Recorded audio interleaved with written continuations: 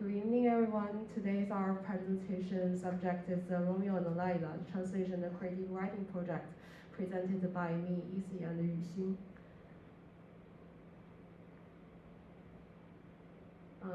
This contents included the 4 parts.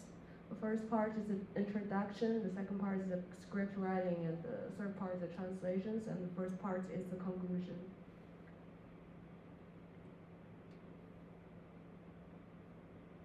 Here's the first part, the introduction about Romeo and Juliet and Leyla and Majnun.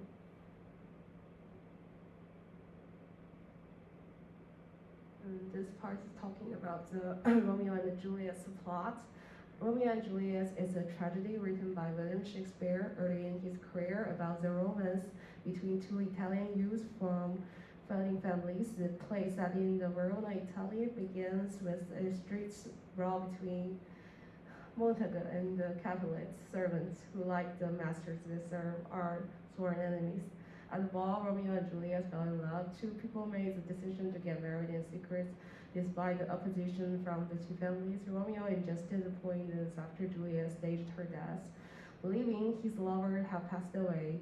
Upon awakening to the sight of Romeo dying, Juliet decided she could not bear to live in the solitude. Unable to find his poison, she took Romeo's sword and stabbed herself, falling on Romeo and passing away. So here's talking about the Romeo and Juliet's historical background. That William Shakespeare lived in a time when Italian and many European countries were carrying out the ideological and the cultural movements. During this period, the federal society in Europe gradually disintegrated, and the capitalist mode of production was born in the matrix of the federal society. Humanism was the ideological weapon of the bureaucrats and the federal struggle during the Renaissance, and it was also the central idea about the literature during this period.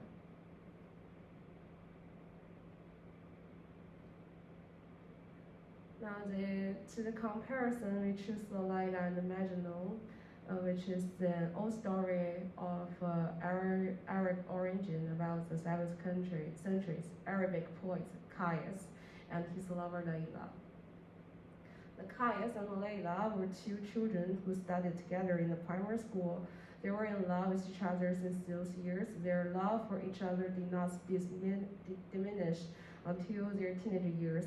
Upon hearing about this love, Leyla's mother took her out of school and separated them. Realizing this, Caius went mad and started wandering around like Majnun. That's why he started to be called Majnun. Majnun went to the desert to search for his beloved Leyla in the endless desert. Meanwhile, Leyla's family married her to a very rich man. Leyla informed her husband that the fairy loved him and that he should never approach her. Her husband was frightened and never approached her.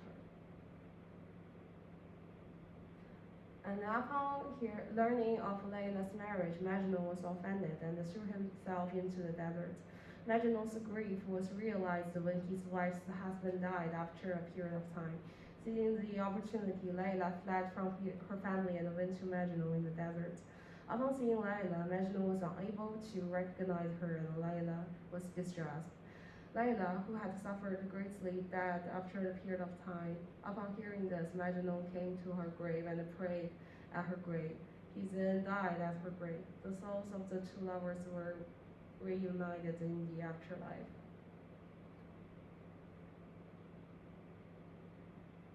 As one of the most renowned love stories in the Arab world, Persia and Turkey, Leyla and Majnun share a high degree of similarity with the European work Romeo and Juliet.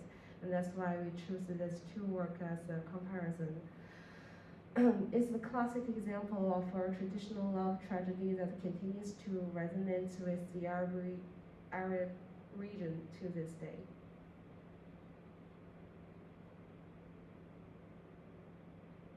Now we come to the chapter 2, the script writing. The readers have to research based on the cross-cultural basis.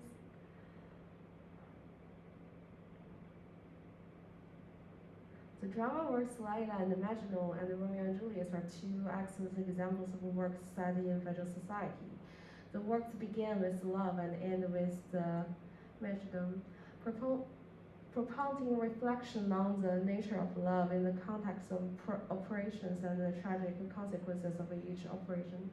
The combination of the comparative analysis of these two kinds of stories is of profound significance at the cross-cultural level.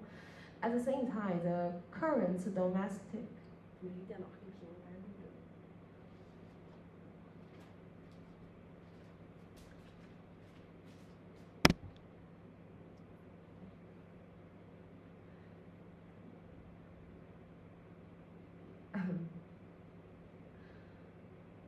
profound significance at the cross-cultural level. At the same time, the current domestic comparative analysis of Romeo and Juliet is mainly combined with Liang Shanbo and Zhu Yingtai, Penny Pavilion, and the other books, but rarely compared with the ethnic minority love works.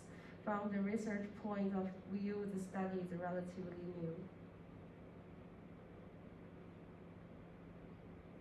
There's the analysis of the potential causes of the two kinds of love tragedies. The first person we analyze is the Romeo. The love tragedy of Romeo and Juliet is not only based on the historical background, but also on the characteristics of Romeo and Juliet.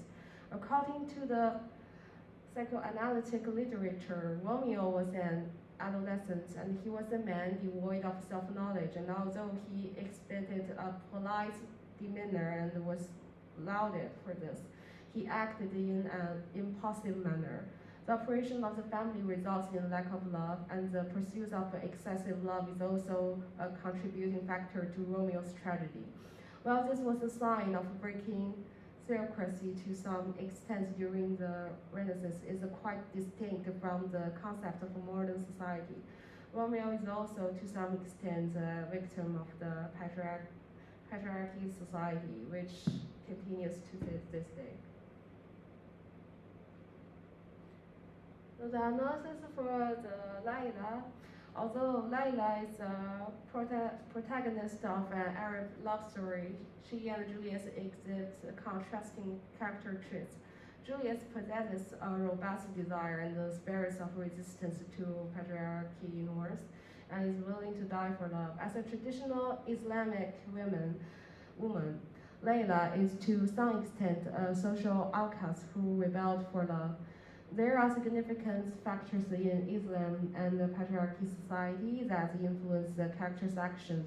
Leyla chose to marry and employ the means of infidelity to keep her husband at a distance, which was a more tactful approach than taking her own life like Juliet.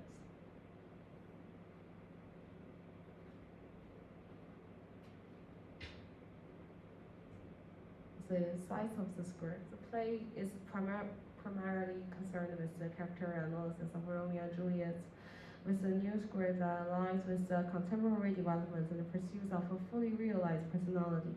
The objective is to elucidate the underlying causes of the tragedy of the two love stories, and to suggest that Romeo and Juliet can transcend the constraints of their situation and achieve the happiness and the autonomy of independent individuals.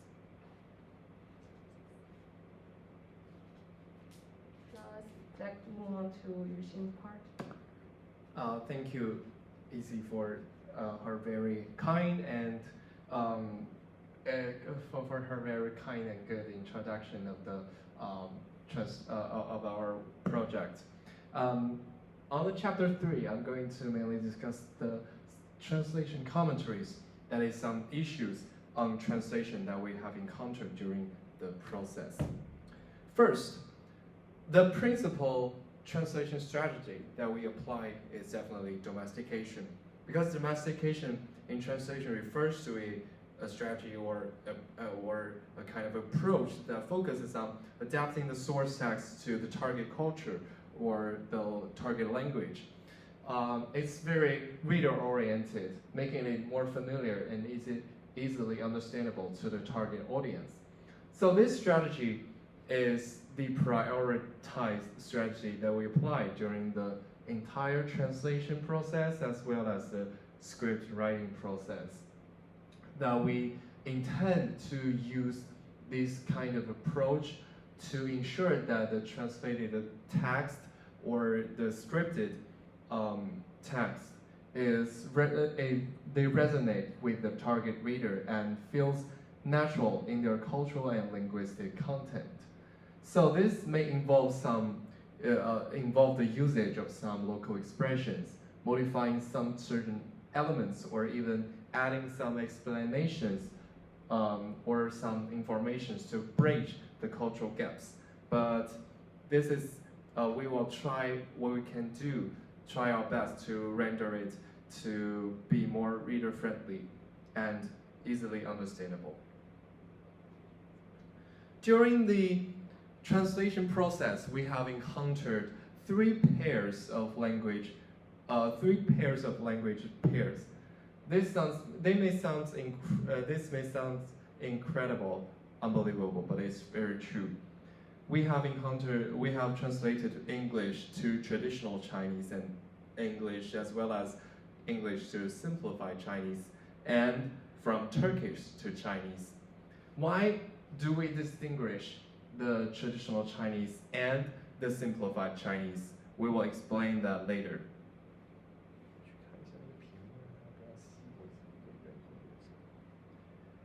In the settings of the script, the characters actually have some lines in Cantonese. We all know that in Hong Kong and Macau, people here use traditional Chinese, and the official language here is actually Cantonese and traditional Chinese. So, but there's a distinguished difference between the traditional Chinese and simplified Chinese and Mandarin, and between Mandarin and Cantonese, and I will explain the difference in the next page.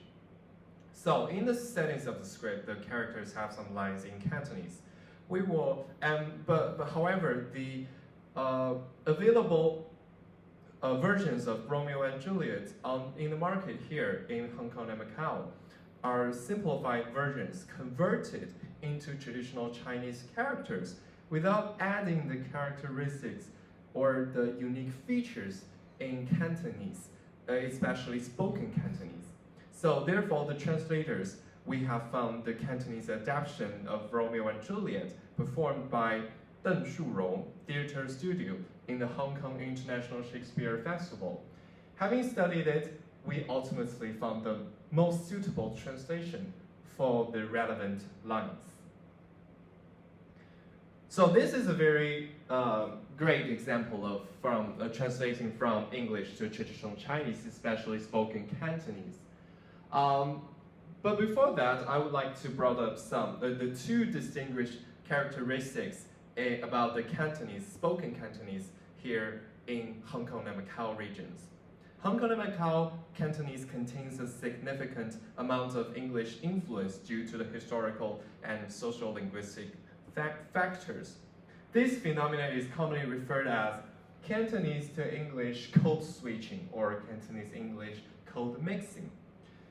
We have, I believe all of you have watched some short videos on TikTok or some videos on YouTube.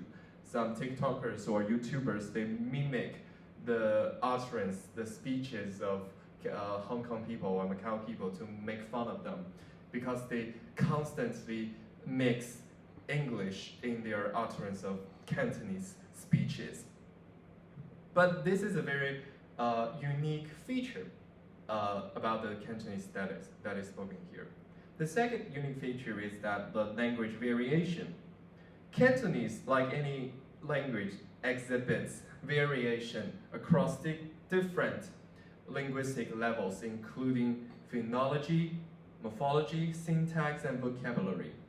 The most significant differences between written and spoken Cantonese can be seen because this is clearly a kind of language variation that the written Cantonese represents a more formal and standardized form of Cantonese. However, the spoken Cantonese that people here actually speaks every day, the spoken Cantonese is very different from the written ones, which and the spoken ones is more natural and informal. So in a script, we have this line, the original text goes, "What is in a name? That which we call a rose by any other name would smell as sweet." This is a very classic Shakespearean line from his plays.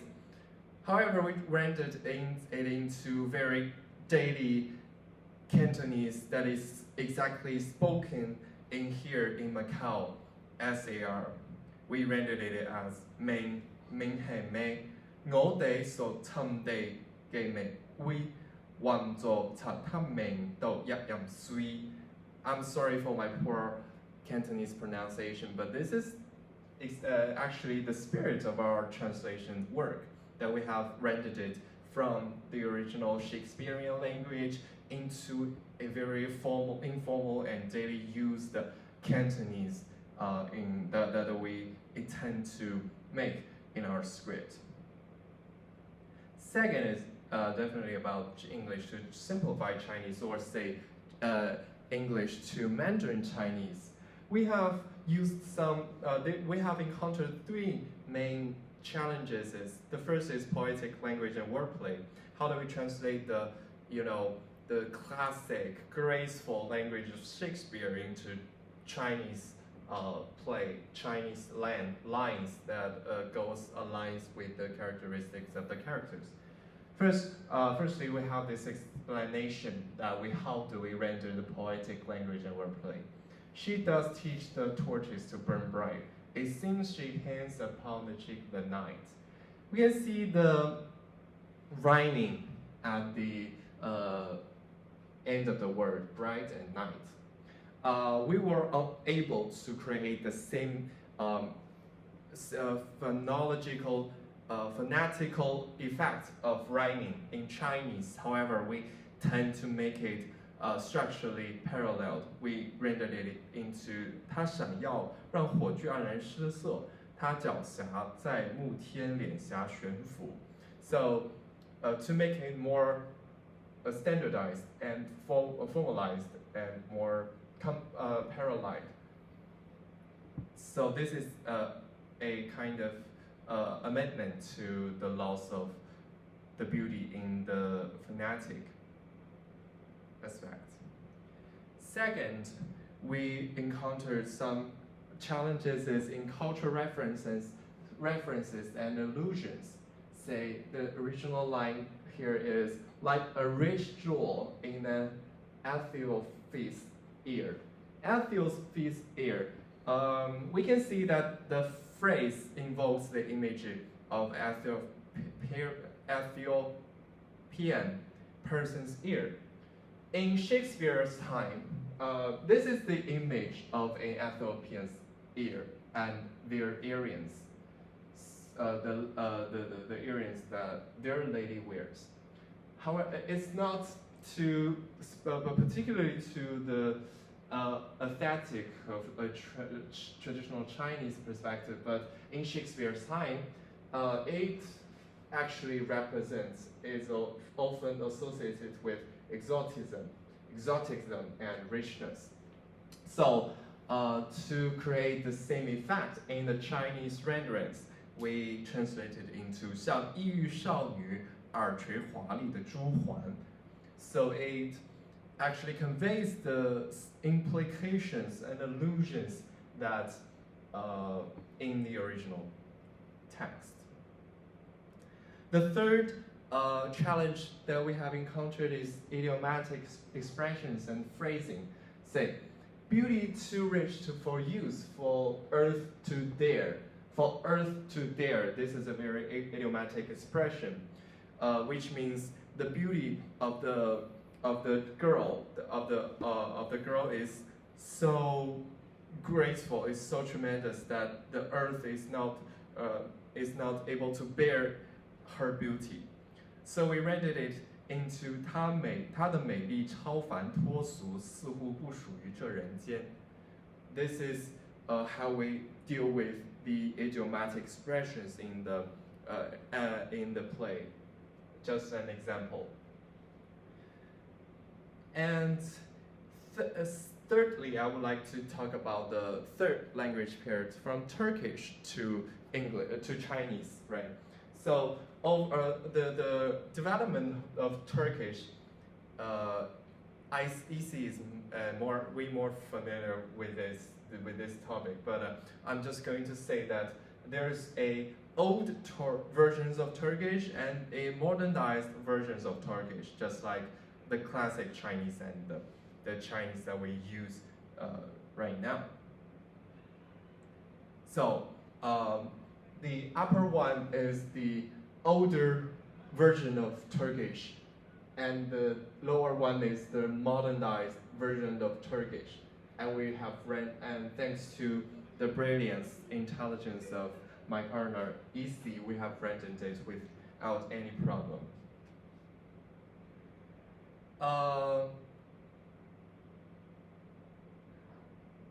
What's more, I would like to mention a translation and adoption here, because in Romeo and Juliet, when we all know that the script is completed during the Renaissance, and the spirit of Renaissance is an ongoing conflict between the contradiction between the emerging bourgeoisie, meaning the newly emerged capitalism, and the feudal landlord class. So there's a conflict that is implied in the play, even in this play, Romeo and Juliet, which is meant to be a love story. So we have adapted the background information of the character Romeo into this. 朱丽叶一直垄断着我们最大的制造业工厂，直到改革开放，我爸学习英语，出国考察，拉来投资，拉来外资，让我们一下变得规模一样大，之后他们就严防死守，所以我们就结下了世仇。So this is a very bold and adoption of the character's background story, but we are very proud of it because it represents the essence of the original text. Last but not the least, I would like to make a conclusion about our project. The project is all about finding the character's life theme or life proposition. As mentioned by Issy, Romeo's life proposition is to learn to love himself before loving others. His love for Rosalind or Juliet is impulsive, as mentioned, random, and appears intense but lack of emotional depth, and is based on superficial attraction. It is a shallow kind of love driven by intuition rather than the genuine emotional connection. So the reason behind this behavior is that Romeo lacks of self-love, and he has not learned to love himself. The girl he loves are merely idealized image of women in his mind, in his concept, rather than true love interests. So consequently, he struggles to find true love and fulfillment, which block him from reincarnation, because he's on a constant odyssey to find his love, Juliet, but he will never manage to find her. And the life theme for Leyla is her life proposition is to search for the authentic self. She is the leading lady in the love story from a Arabic world literature. In the original work, he is portrayed mostly through the perspective of Majnun, the protagonist, and she is depicted as a voiceless woman. She is confined by the shackles for religion, family, and love. She was unable to see herself as true self. So in our script, we have incorporated some feminist dialogues, allowing this character to be reborn in a modern perspective. She breaks free from all the chains and shackles, discovering her true self once again. The original intention of our project is to present two highly famous and significant love tragedies from human literature through a modern perspective. Regardless of the differences in written language, spoken language, and culture across different times and regions, the emotions, the authentic feelings about the experiences of love between men and women are universal. By immersing ourselves in the viewpoint of the past, we can understand and appreciate the love story of that era, while also evaluating and criticizing it from a contemporary standpoint. So this project serves as a bridge between the past and the present, West and the East, allowing us to connect with the timeless themes of love and tragedy and explore their relevance to our modern world. So this is the significance and the effect that we wish to create in at the end of our project, at the end of our show. We hope that the audience would realize the insights of our play. So that's basically wraps up our project presentation. Thank you for listening, and please go to the Black Box Theater next Thursday for our original script, original play, Romeo and Leyla. Thank you very much.